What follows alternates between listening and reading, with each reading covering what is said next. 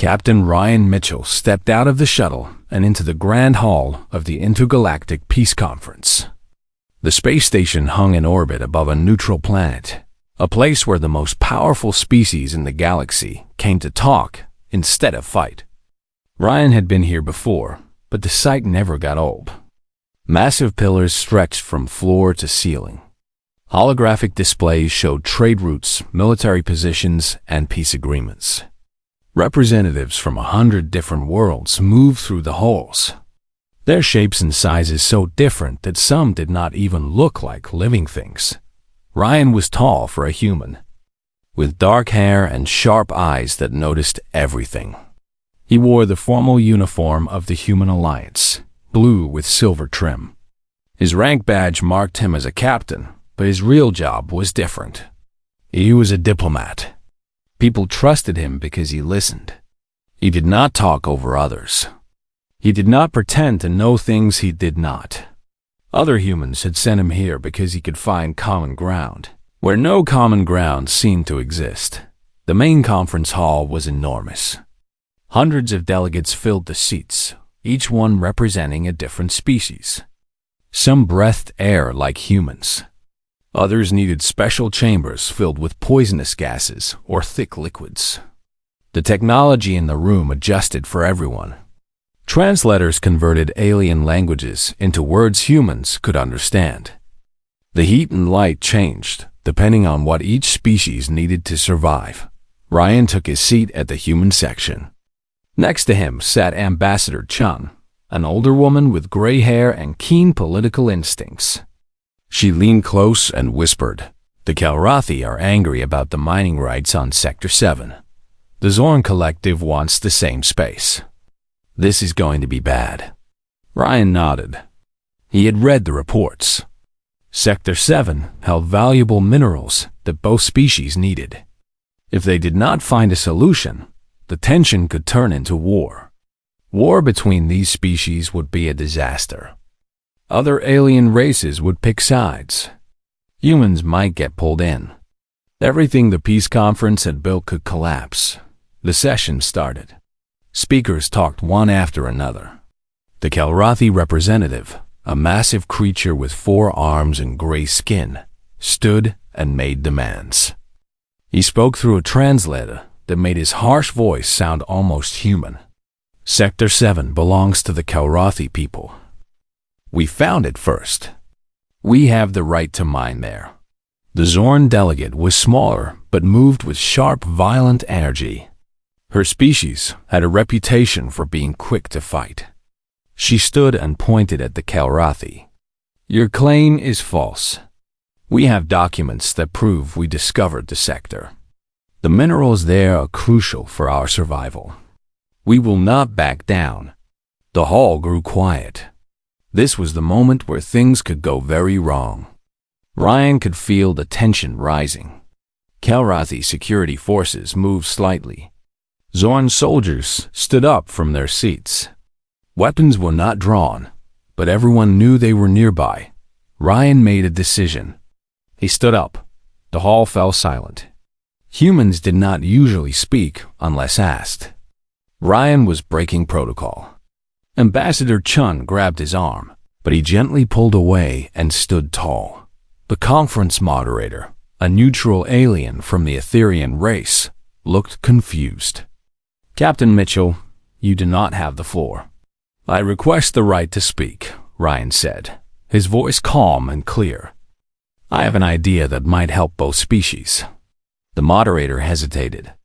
Breaking protocol was dangerous. But the conference was on the edge of collapse. Allowing one more speaker could not make things worse. The moderator nodded. Ryan looked at both sides. The Kalrathi need the minerals. The Zorn need the minerals. Both of you believe the other side is lying about who found Sector 7 first.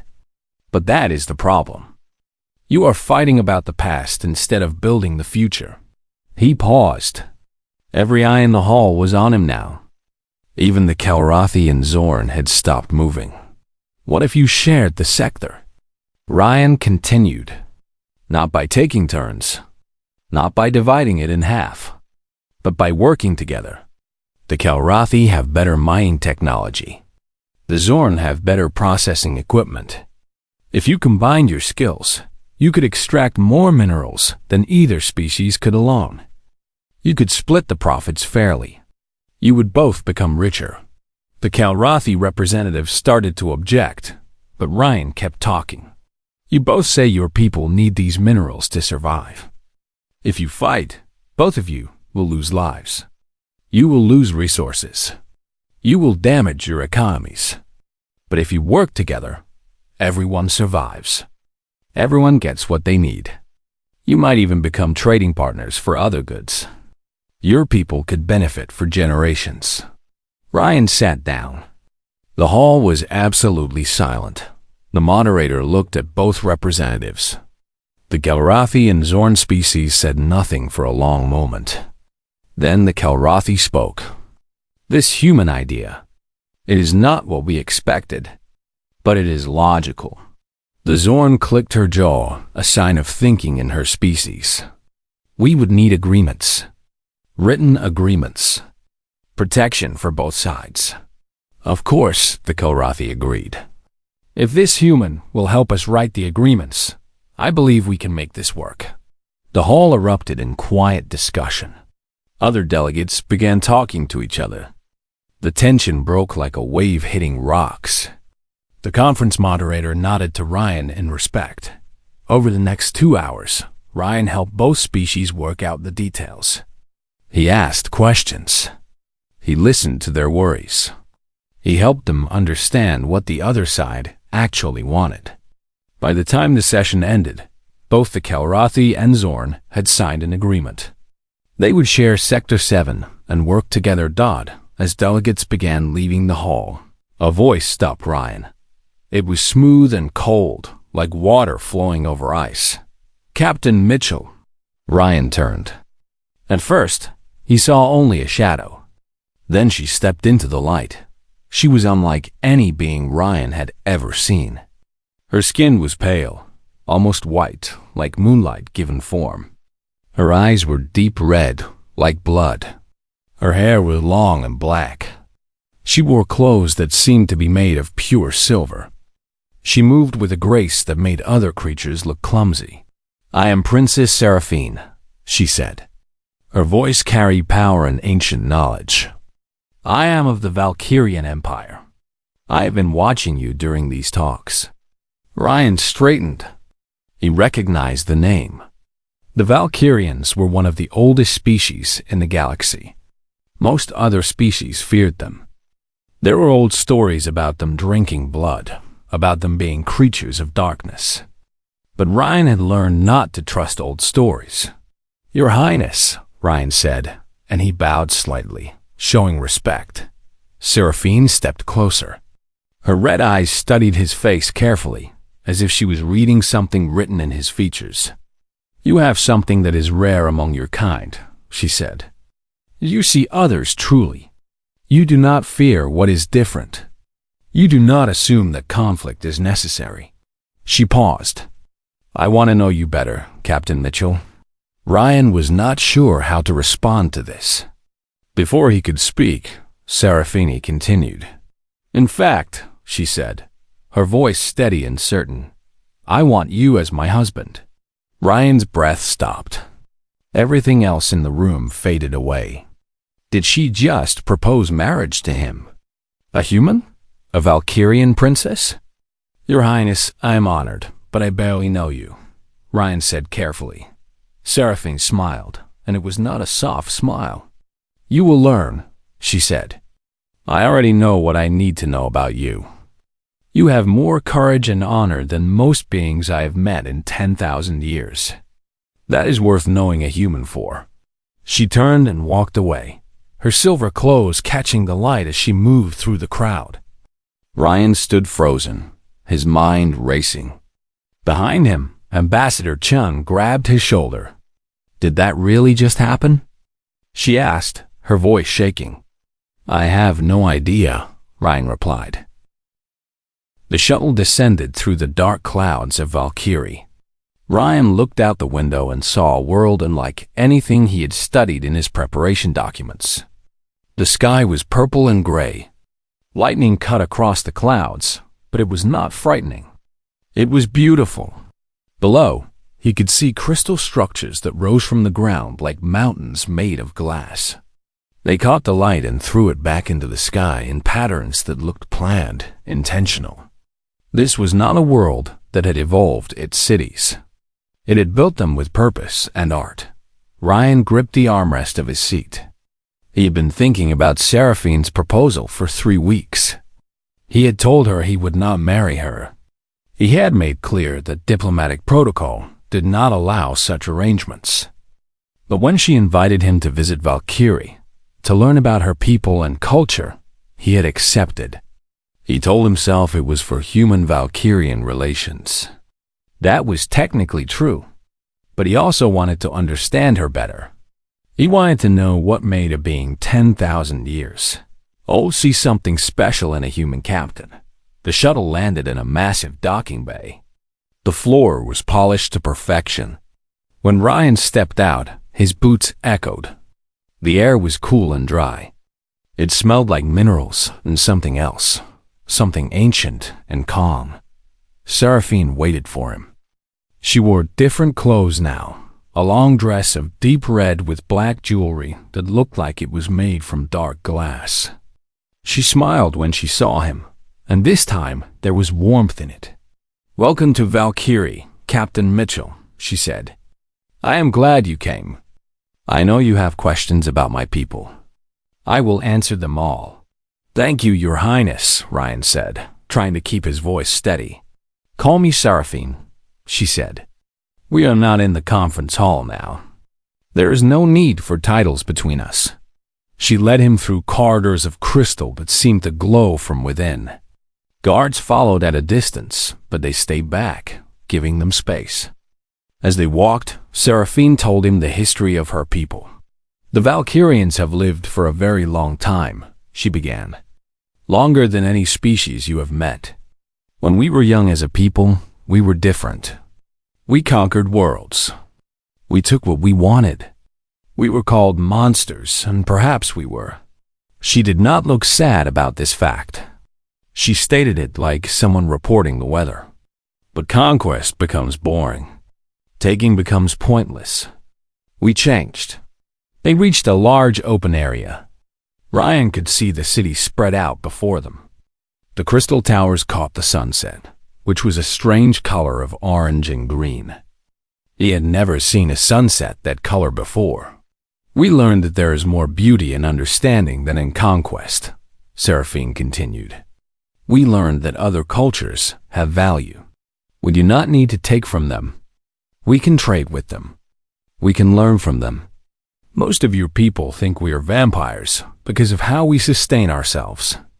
It is a simple understanding of something complex." "What do you mean?" Ryan asked. "We absorb energy from other beings," Seraphine explained, "but not how your stories imagine. We do not drain people until they are dead. We simply take a small amount of the life force that all living things produce. It is like you eating food. For you, eating is simple. You know what it is. For us, it seemed like magic to species that did not understand. So they called us vampires. They called us evil. They feared us." She turned to face him. "But the truth is less dramatic. We simply need energy to survive. And we have learned to take it without harming others. Just as your people have learned that farming is better than hunting. We are not monsters, Ryan. We are simply different." Over the next days, Seraphine showed Ryan her world. He met her family. Her father, the Emperor Valorian, was tall and powerful. His eyes were older than Seraphine's, holding 10,000 years of decision and loss. At first, he looked at Ryan with doubt, as if trying to see what his daughter saw in this young human. Ryan ate dinner with the Emperor and his court. He ate food that tasted strange but good. He asked questions about Valkyrian culture, about their art and music and history. The Emperor began to warm to him. By the end of the meal, Valorian was telling stories about ancient wars and lost kingdoms. Seraphine's brothers tested Ryan in different ways. One challenged him to a physical competition, trying to prove that humans were weak. Ryan did not beat him, but he lasted longer than expected, and he fought with smart tactics instead of strength. The brother laughed and called Ryan clever. Another brother challenged his knowledge, asking him questions about history and science. Ryan held his own, admitting when he did not know something rather than pretending. Seraphine's sister was different. She pulled Ryan aside during a festival celebration. "You know my sister wants to marry you," she said. Her name was Lissa, and she had the same red eyes as Seraphine. "That is unusual. In 10,000 years, I have seen her show interest in few beings. Why do you think she chose you?" Ryan thought about the question carefully. "I don't know. I asked her once, and she said I see people truly. But I don't know if that's enough reason for something like marriage." Lissa nodded. "There's more reason than most beings ever find," she said. "Most creatures marry for power or politics or simple attraction. My sister is saying she sees something in you that matters to her. That is rare. Do not dismiss it too quickly." But something darker was happening below the surface of these pleasant events. Ryan noticed it during his second week on Valkyrie. There were secret meetings. Seraphine left sometimes and did not tell him where. When she came back, she looked worried. Her father was in long conversations with military leaders. Something was wrong. Finally, Seraphine told him. They were in a private chamber, looking out at the Crystal City. The lights had come on as darkness fell, and the whole world looked like it was made of stars. "We have received information from our spies," Seraphine said quietly. "There is a human faction, people from your fringe colonies. They have decided that we are a threat to human expansion. They are building weapons. They are gathering ships. They plan to attack Valkyrie in 4 weeks." Ryan felt cold. "They want to attack you here? On your homeworld?" "Yes," Seraphine said. "And they want to destroy us completely. They do not seek negotiation. They seek genocide. My father's council demands that we attack first. They say we should strike at human colonies before the humans strike at us. They say your species cannot be trusted." She turned to look at him. "I told them you could be trusted. I told them that not all humans were monsters. But my words are not enough. If we cannot prove that humans are not our enemies, then war will come. And if war comes, both our species will suffer. You understand this?" Ryan understood. He had come to Valkyrie as a visitor. Now he was faced with a choice that could change the fate of billions. "What do you need me to do?" he asked. The council chamber was darker than Ryan expected. The walls were made of a material that seemed to absorb light rather than reflect it. The Valkyrian leadership sat around the table that glowed with soft blue light. Their red eyes turned toward Ryan as he entered. He felt like prey walking into a room full of predators, though he knew that was not fair. Seraphine was here, and she was no predator. Not to him. Emperor Valorian sat at the head of the table. Next to him was a general named Kratos, whose face bore scars from battles hundreds of years old. There were 5 other council members, each one ancient and powerful. They looked at Ryan with expressions that ranged from interest to open hostility. "This is Captain Ryan Mitchell," Seraphine announced. "He has come to speak about the human threat." The General Kratos spoke first. His voice was rough, like stones grinding together. "The human is the threat. He is a spy. We should not listen to him. We should strike at human space now, while they are unprepared." "You are wrong," Ryan said. His voice was calm but firm. He had not planned exactly what to say, but the words came anyway. "I am not a spy. I am here because I want to prevent a war that will kill billions of beings. Both our species. Billions? One of the council members laughed. It was not a kind sound. You believe we fear your numbers? I don't believe you fear us, Ryan said. I know you are more advanced than humans.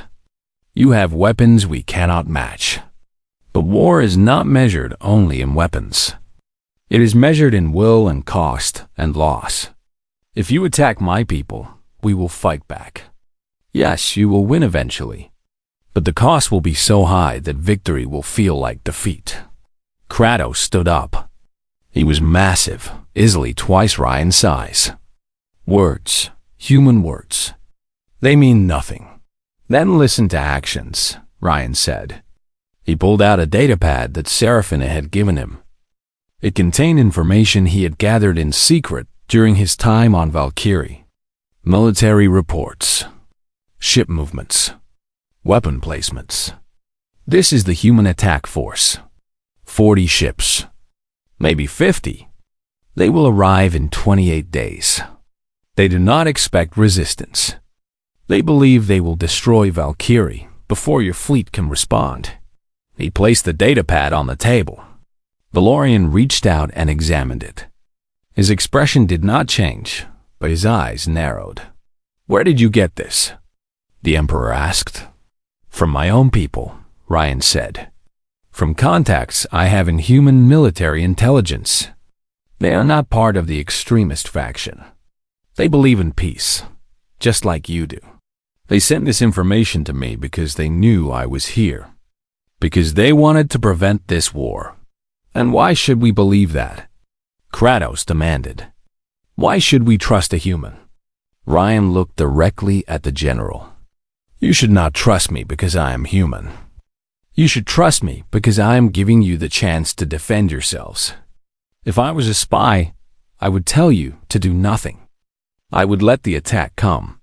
But instead, I am warning you. I am giving you time to prepare. Seraphine stood. I believe him. I have spent time with Captain Mitchell. I have studied him as only my kind can. There is no deception in him. There is only truth. Her father looked at the other council members. If what the captain says is true, we have options. We can prepare our defenses. We can move our civilians away from the likely strike zones. We can position our fleet to meet the human attack. And we would lose soldiers, another council member said. Valkyrian lives would be spent. All because we should believe a human who walks into our chamber with convenient information. The information can be verified, Ryan said. You have intelligence networks. Check my facts. Track the human fleet. You will see that I am telling the truth. There was silence. Then Seraphine did something that shocked everyone in the room. She walked to Ryan and took his hand. Her skin was cool, like marble. She held his hand firmly, showing to everyone present that she trusted him completely. I trust this human, she said to the council. And I trust him with my life and with the future of our people. If there is going to be a war, I want Captain Mitchell to fight alongside our forces. I want him to be part of the Valkyrian defense. But more than that, I want him to be part of our family. She turned to face her father. I want to marry him. Not for politics. Not for diplomacy. But because I have found someone worth knowing. Someone worth saving. I want him as my husband, formally and completely. I want to bind myself to him and to bind him to us. The room exploded in conversation. Council members argued. Some spoke in languages Ryan could not understand. But the Emperor said nothing. He simply looked at his daughter and at the human she was holding the hand of. Finally, Valorian stood. Everyone fell silent. You understand what you are asking, he said to Seraphine. If you marry a human and bind him to our house, his enemies become our enemies. His people become partially our people. Yes, Seraphine said. I understand completely. The Emperor turned to Ryan. And do you understand what this means, Captain? If you marry my daughter, you will be bound to Valkyrie. You will bear responsibility for our people. You will be expected to defend us and to help rule with wisdom." Ryan did not hesitate. "I understand," he said. "And I accept." Valorian nodded slowly. "Then we will have a wedding. And we will have a warrior. Kratos, prepare your forces. We will meet the human fleet, and we will defend our world. With or without the human, we will not fall." The wedding ceremony took place 3 days later. It was not what Ryan expected. There was no church, no priest. Instead, Seraphine and Ryan stood in a high tower as the crystal city glowed around them. They spoke words that bound them together in Valkyrian law. They exchanged objects that represented their commitment. Seraphine gave Ryan a ring of dark crystal that felt warm against his skin. He gave her a ring of human gold, precious and rare. When it was done, they were married. Ryan Mitchell was now Prince Consort of the Valkyrian Empire. The realization hit him like a wave. He had not planned this. He had not expected to fall in love. But as he looked at Seraphine, standing beside him in the tower, he understood that he had made the right choice. Now came the hardest part. Ryan worked with Seraphine and the military commanders. He shared intelligence about human tactics, about the ships that were coming, about the commanders who were leading the attack. He held back some information, the secrets that would endanger his own people's future technology. But he gave the Valkyrians everything they needed to prepare an effective defense. The human fleet arrived on the scheduled day. They did not expect to find Valkyrian ships waiting. They did not expect a coordinated defense. The battle was fierce and terrible. Ships exploded. Soldiers died. But the human extremists were defeated. They were scattered and driven away from Valkyrie. Ryan fought during the battle, serving alongside Valkyrian warriors. He showed them that humans were not weak or cowardly. He showed them that humans could be brave and skilled. And the Valkyrians showed him that they were not monsters. They were warriors who fought with honor and who protected what they loved. When the battle ended, Ryan stood on the observation deck of a Valkyrian ship, looking at the debris of the defeated human fleet. Seraphine stood beside him, her hand on his shoulder. "You saved us," she said quietly. "We saved us," Ryan corrected. "Together." The human government did not accept the results of the battle easily. A trial was called. Ryan was to be judged by a military court in the human capital. The charge was treason. He had married an alien. He had shared military intelligence with the Valkyrian Empire. He had participated in the destruction of human ships piloted by human soldiers, even if those soldiers had been planning genocide. Ryan stood before the judge and the tribunal members. They were high-ranking humans, people he had known for years. Admiral Patterson was there. General Marcus was there. They looked at him with disappointment and anger. He was a traitor in their eyes. He had broken his oath to protect human interests above all else. But Seraphine was beside him. She had come to the trial, dressed in formal Valkyrian clothes that made her stand out in the court. She sat in the gallery and watched as Ryan was questioned, as his actions were examined, as his loyalty was questioned. The prosecution presented evidence. They showed that Ryan had shared classified military information. They showed that he had participated in operations against human forces. They showed documents proving that he was now officially part of the Valkyrian government. But then, the defense began. Witnesses testified. Other human military officers who had secretly opposed the extremist faction came forward. They explained that the attack on Valkyrie would have sparked a war that would have cost humanity trillions of credits and killed billions of people. They explained that Ryan had prevented a catastrophe. News stations across human space began to cover the trial. People debated what Ryan had done. Some said he was a traitor, but many said he was a hero. He had sacrificed his own future to prevent a war. He had made an impossible choice and chosen the path that would save the most lives. On the third day of the trial, something changed. Seraphine requested the right to speak. The judge looked uncertain, but allowed it. Seraphine stood and addressed the court. She was calm and composed. Her red eyes looked at each tribunal member in turn. "I am Princess Seraphine of the Valkyrian Empire," she began. "I know that many humans fear my people. I know that our history is written in conquest and darkness. But that is not who we are now. We have chosen a different path. And your Captain Ryan Mitchell helped us find that path." She paused. Every person in the room was listening. "I married Captain Mitchell not because I needed a political alliance," she continued. "I married him because I saw something in him that is rare. I saw a being who would choose the hard right over the easy wrong. I saw someone who would sacrifice everything for peace. That is what I wanted to bind myself to. That is what your kind should want to bind itself to." Seraphine's voice grew stronger.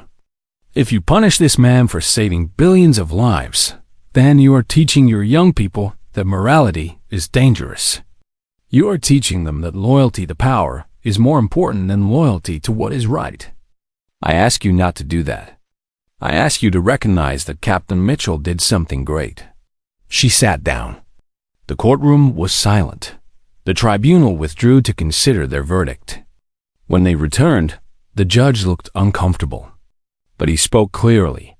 "Captain Ryan Mitchell, this court finds you not guilty of treason. However, you are found guilty of unauthorized sharing of classified information. You are dishonorably discharged from the human military.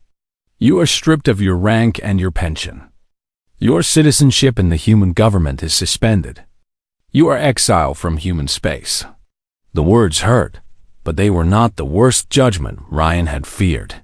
He would not be imprisoned. He would not be executed. He would simply be cast out. As Ryan left the courtroom, he saw the people who had once been his friends and colleagues turn away. They could not look at him. He was a traitor in their eyes, even if the law did not say so. But Seraphine was waiting for him outside the courtroom. She had brought Valkyrian ships. She had brought her people. She embraced him in front of all the cameras and news reporters. In front of everyone. "You are Valkyrian now," she said. "You are my husband. Our enemies have cast you out, but our people welcome you home." Over the following months, Ryan and Seraphine worked together on something unprecedented. They created the Human Valkyrian Cooperation Authority. Its purpose was to ensure that the extremist humans did not gain power again. It was also meant to build real partnerships between the two species. Trade agreements, cultural exchanges, joint scientific research. Ryan attended meetings with human leadership. He was no longer human government, but he represented the interests of humans who wanted peace. Slowly, things changed. More humans began to understand that the Valkyrians were not monsters. The trade agreements brought prosperity to both species. The cultural exchanges showed that humans and Valkyrians could work together, could learn from each other, could create something greater than either species could alone. Ryan spent time learning Valkyrian customs.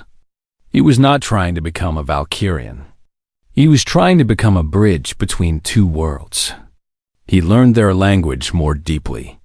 He studied their history and their art. He attended their ceremonies.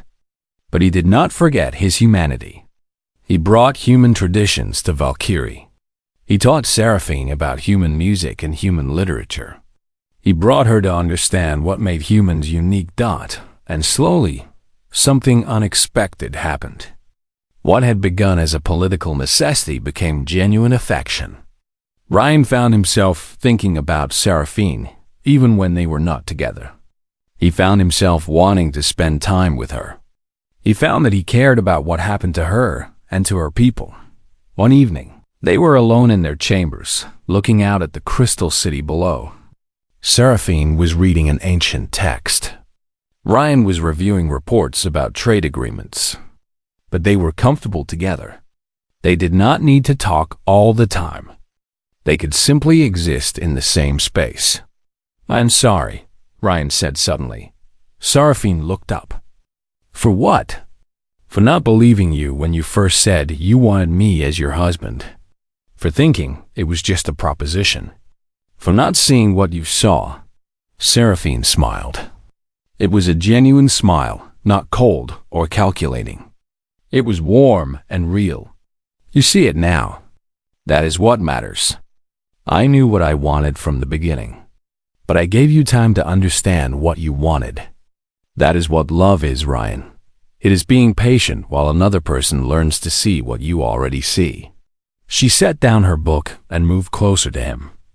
They sat together as the night fell and the crystal city glowed in the darkness. Ryan realized that he had found something he never expected to find. He had come to Valkyrie as an ambassador. He was leaving the diplomatic conference as a husband and a partner. He had gained something greater than any political alliance. He had gained a life with someone who saw him truly and wanted him anyway. And Seraphine had gained something too. She had proven that her trust in humans was justified. She had found a partner who would stand beside her and help guide their people into a new future. 2 years after the battle that had changed everything, Ryan stood before the Galactic Assembly. He was not here as a human representative. He was here as the joint voice of humanity and the Valkyrian Empire. His position was unusual and important. He was Prince Consort of Valkyrie, but he was also an ambassador to human space. He lived between two worlds, and he had become something unique in the galaxy. The assembly chamber was massive, filled with representatives from every major species. The Kelrathi were there. The Zorn were there, sitting next to their former enemies. The Etherians floated in their special chambers. Hundreds of species, all listening to Ryan speak. 2 years ago, our galaxy stood at a crossroads, Ryan began. His voice was steady and strong. He had become a better speaker in that time, practicing in both human and Valkyrian settings. 2 great species were preparing for war. The human extremist faction believed that the Valkyrians were monsters. The Valkyrian Council believed that humans could not be trusted. War seemed inevitable. He paused and looked around the assembly. But it did not happen. Not because one side conquered the other. Not because we compromised away the truth. It happened because 2 individuals chose to see each other as they truly were. Because one human captain and one Valkyrian princess decided that understanding was possible. Ryan described the events of the past 2 years.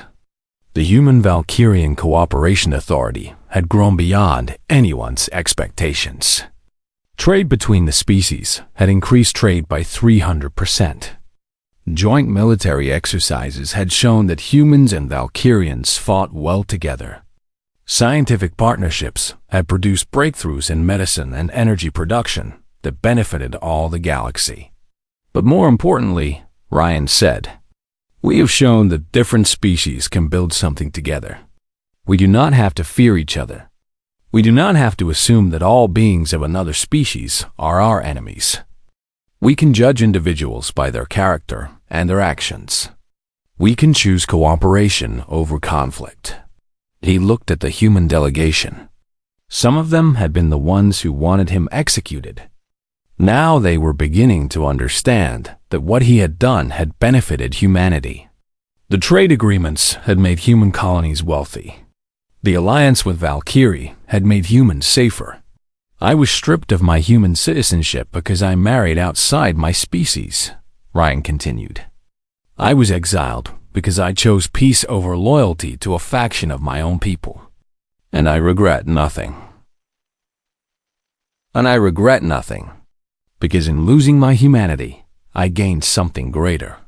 I gained a life where I could make a real difference. I gained a partner who understands me and supports me. I gained a future that matters." When Ryan finished speaking, the assembly was quiet for a long moment. Then the applause started. It began with the Valkyrians, But soon other species joined in. The Kalrathi, the Zorn, the Etherians. All of them recognized what Ryan was saying. Understanding between species was possible. That evening, there was a celebration at the Valkyrian embassy. Humans and Valkyrians mingled together. They ate food from both cultures. They talked and laughed. What had seemed impossible years ago was now normal. Seraphine stood with her father, the Emperor. They watched Ryan as he talked with human military officers, explaining Valkyrian tactics and hearing about human strategy. Emperor Valorian smiled, an expression that showed teeth and genuine pleasure. "He has done well," Valorian said to his daughter. "This human has truly become one of us." "He is still human," Seraphine replied. "But he is also Valkyrian. He has learned to be both. That is why he matters so much. He is proof that we can change, that we can be more than what we were." Later that night, Ryan and Seraphine walked through the gardens of the embassy. The plants here were adapted from both human and Valkyrian worlds. There were trees that glowed softly in the darkness. There were flowers that humans had never seen before, colors that human eyes could barely perceive. It was beautiful and strange and right. "I have been thinking," Seraphine said as they walked, "about what comes next. About children. About building a new generation that is both human and Valkyrian." Ryan stopped walking. He looked at his wife. She was looking at the glowing trees, her red eyes reflecting the strange light. "Are you asking me if I want children with you?" Ryan said. "I am telling you that I want children with you," Seraphine replied. "I want to create something that has never existed before, something that proves that our peoples can truly merge. But I wanted to know if you wanted that too." Ryan thought about his former life. He thought about the human military and the career he had given up. He thought about the salary and the rank, and the certainty of knowing where he belonged. Then he looked at the woman standing beside him, a woman who had chosen to trust him, a woman who had stood by him when his own people had turned against him, a woman who had given him a purpose greater than any rank or position could offer. "I want that," Ryan said. "I want everything with you." Over the next years, Ryan and Seraphine built a life that continued to change the galaxy. Their children were the first of a truly hybrid generation. They had human traits and Valkyrian traits. They had their mother's strength and their father's flexibility. They learned to live in both worlds and to feel comfortable in neither, which made them perfect ambassadors for peace. The Cooperation Authority expanded to include other species. The Kalrathi and Zorn worked together to solve resource problems. The Etherians shared their ancient knowledge. The galaxy moved slowly away from conflict and toward cooperation. Ryan was no longer a human captain. He was no longer a human at all, technically. But he was not entirely Valkyrian either. He had become something new. He was a being who lived between worlds and helped others understand that such a life was possible and valuable. In his private moments, Ryan sometimes reflected on how much his life had changed. He had come to a peace conference thinking he would negotiate about trade routes and mining rights. Instead, he had been proposed marriage by an alien princess. Instead, he had ended up changing the fate of 2 entire species. But when he sat with Seraphine, watching their children play in the gardens where human and Valkyrian plants grew together, he understood that none of it had been accident. Seraphine had seen something in him from the beginning. She had recognized that he had the capacity to truly see others. She had known that he was willing to sacrifice for what was right. Years later, Ryan stood at a new podium. This one was on a newly constructed joint human-Valkyrian space station. He was here to give a speech to students from both species who were learning to work together. They were young beings, born after the peace had been established. They had never known conflict between humans and Valkyrians. To them, cooperation was normal. I want to tell you about a choice, Ryan said to the students. About the choice to see others truly. About the choice to trust that understanding is possible, even when everything seems to suggest it is not. About the choice to build something together, instead of fighting about what divides you.